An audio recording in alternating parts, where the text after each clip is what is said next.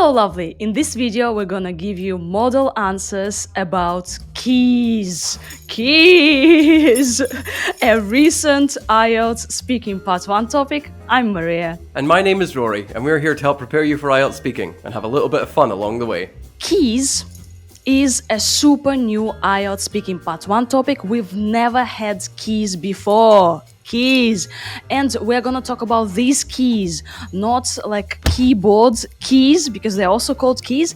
And in music, we also have instrumental keys or instrument keys. Oh, you do? Yeah, like piano keys. Are we excited about keys? Yeah, everybody has keys, I think. Does anybody not have keys? Let's talk about keys. Do you always bring many keys with you? Well, to be honest, the only keys I carry are my front door key and my garage key, since those are the only things in my home that have locks on them, so that's all I need. We bring keys or we carry keys with us. So Rory told us about the keys he carries with him. So I carry a lot of keys. How many keys do you have? I'm looking between the camera and here. Okay, I have 1, 2, 3, 4. Yeah, only 4. What are they for? Why do you have 4 keys? What do you need that for? Yeah, my house, and the entrance door to my house. Oh, hold up! The black thing you've got. That's a Yeah. what I would call a fob, which is like fob. a kind of. At least I call it a fob. I don't know what other people would call it. It's like I don't know, an electronic key, I guess. It's a magnetic key. Hey, there we go. Yeah. Yeah, it's a magnetic key, so you just go like and it opens up, you know. What are the different types of keys you have and how do they differ? Like I said, I've got a front door key and a garage key. Although why I have 2 different keys for those, I don't know, because they're located right next to each other, so that's a bit weird. And they're also roughly the same size as well. I used to have the key to my old apartment in Timor as a keepsake, and that was much smaller because it was a padlock key. But I was afraid I would lose it, so I had it tattooed on me. And I think that's about it in terms of the keys that I have now anyway.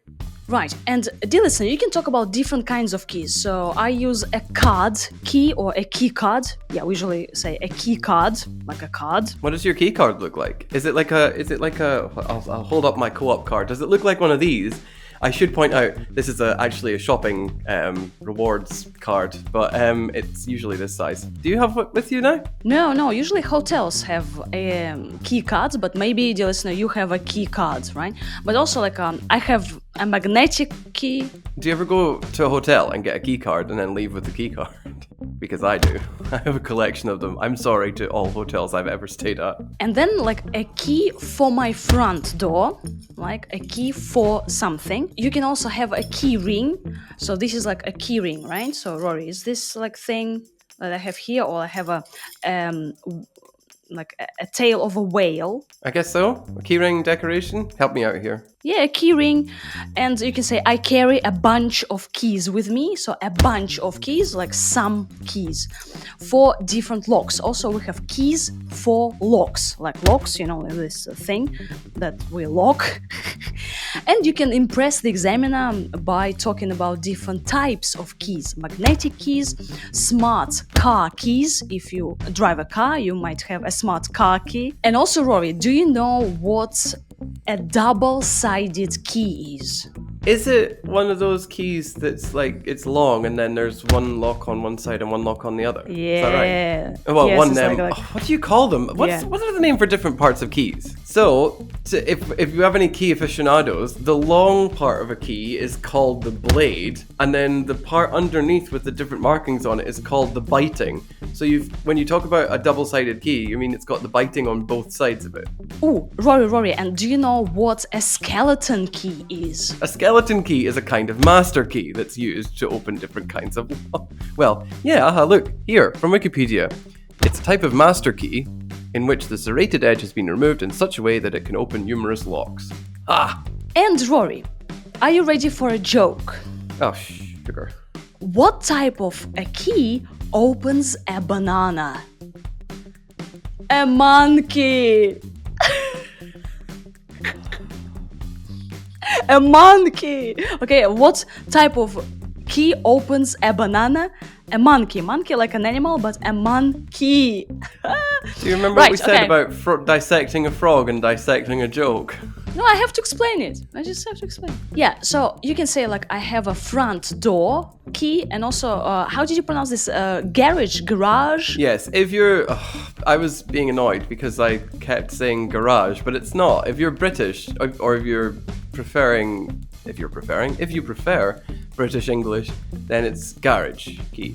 But if your focus is on American English, then it's garage key. Although both of these words mean only one thing, so you get to choose. And you said that I used to have the key to my old room. So a key for a room or a key to a room? Oh, it makes no difference. A key to something or a key for something, there'll be a difference. But really, it's pretty much the same thing if we're talking, especially if we're talking about IELTS for like a band 8 score. If you're talking about band 9, maybe. But who has the time to do that? And you said that I have my keys on a chain. So a chain is like this, yeah? Like a chain is something that I wear on my neck. Well, it can be a circle. Like I've got mine on a loop here. For people who are interested in my keys, the only two I have in my possession. And dear listener, we know that these little thingies, Rory doesn't want to lose them. So what does he do? What's his strategy? He gets them tattooed on his body. It's the only way to keep them safe. How many keys do you have tattooed on your body, like keys? I'm pretty sure I've only got one so far. Have you ever copied a key? Yeah, because I'm a smooth criminal. I can't remember the last time I was in a locksmith, to be honest with you. I think I had keys cut from my work about 10 years ago, but that's it. Sorry. If you're afraid of losing a key, you can have it copied. So, like, okay, I have one key, and then I just go to a locksmith.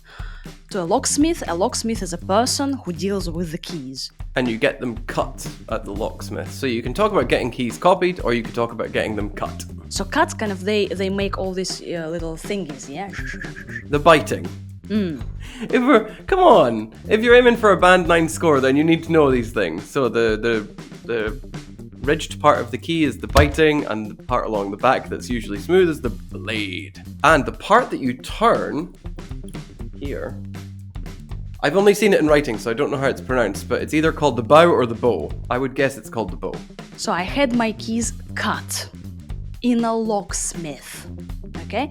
A locksmith is a place and also a person who does all this work. Have you ever used a keyless entry system?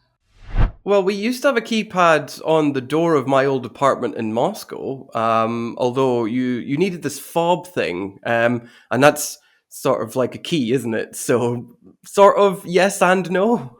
These days we have a keyless entrance system, so without any keys. So maybe you have a door and then you push in some kind of a code or some numbers, and the door just voila, and it just opens up. And Rory, what did you mean when you say this fob thing? Well, to my mind, a key fob is something that doesn't look like this. But it's held with your keys. So I thought your magnetic key was a key fob. But you can also get, you remember before when I showed you my card for the shop?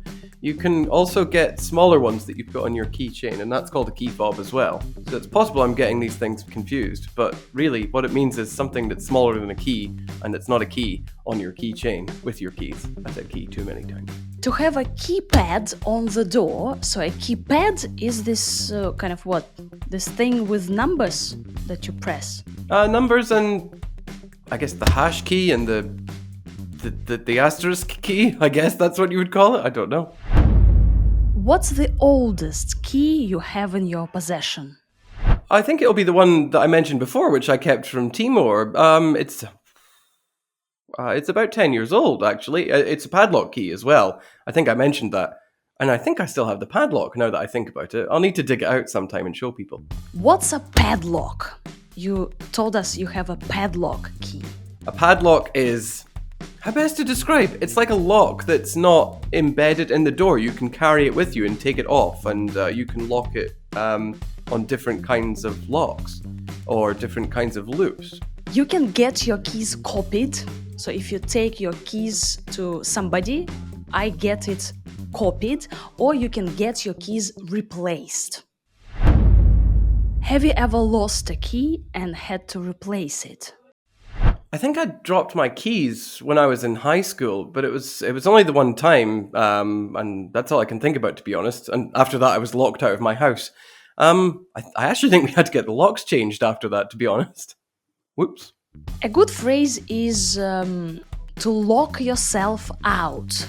So I locked myself out, right? So you kind of you leave the key at home, and then you go out and the door closes and the keys are at home and you are outside. You lock yourself out of your house. Is that a phrasal verb? To lock yourself out. Yeah, it's a specific phrasal verb to use about keys. I was locked out.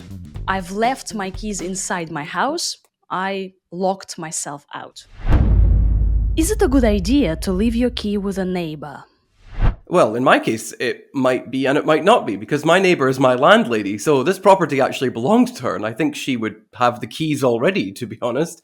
But even if she doesn't, then she's very trustworthy, so it would not be a bad idea for sure.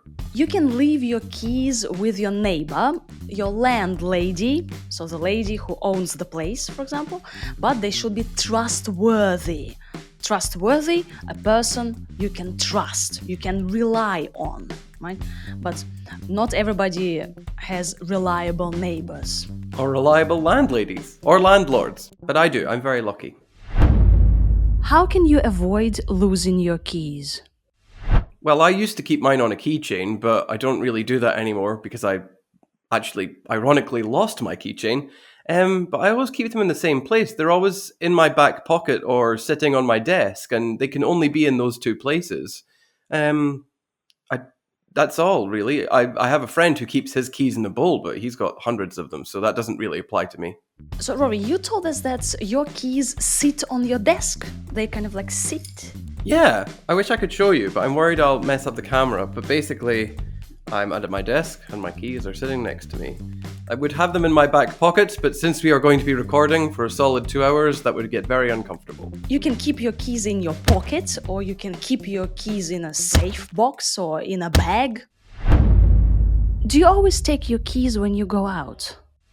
I'm going to regret saying this, but no, I don't. When I have a shop next door to me, so if I'm just going to the shop very quickly, I don't take my keys with me and I just leave the door open. So I probably just invited a whole load of people to come and rob my house there. But yeah, if I'm just nipping to the shops quickly, then there's no point, is there? Dear listener, if you know where Rory lives in Scotland, you also know that he leaves his door open. Only when I'm at the shop. It takes 5 minutes. I'm not going to like be gone for a very long time and be like, woohoo, let's leave the door open and have a free for all. Dear listener, you have 5 minutes to access Rory's house. Also, I would like to point out I have nothing worth stealing. So there you go. Every valuable thing I own is tattooed on me. So good luck trying to get hold of that.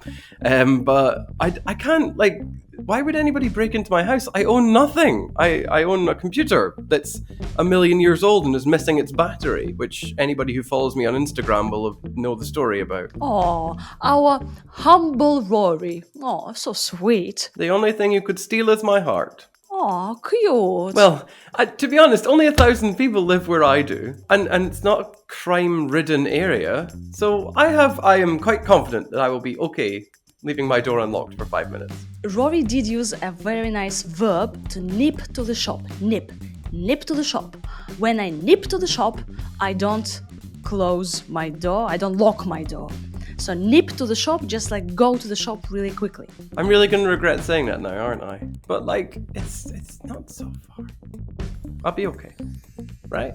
Right. And Rory, what type of key makes it difficult to open your front door?